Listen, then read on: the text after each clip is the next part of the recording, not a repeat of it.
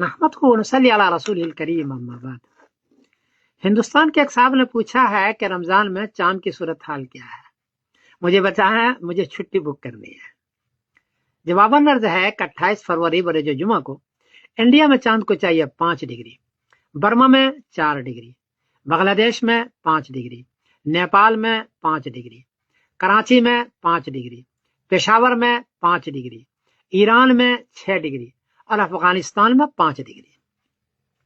چاند 10 ڈگری میں نظر آتا ہے، یہاں اس پورے خطے میں 5 ڈگری اور 6 ڈگری چاند ہے، اس لیے 28 فروری بروز جمعہ کو چاند نظر نہیں آئے گا۔ 1 مارچ بروز سنیچر کو انڈیا میں چاند کو چاہیے 19 ڈگری، برما میں 18 ڈگری، بنگلہ دیش میں 18 ڈگری، نیپال میں 19 ڈگری، کراچی میں 19 ڈگری، پشاور میں 19 ڈگری، ایران میں 20 ڈگری اور افغانستان میں 19 ڈگری۔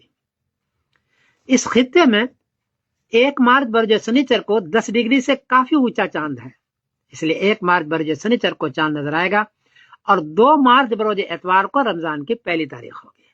2 مارچ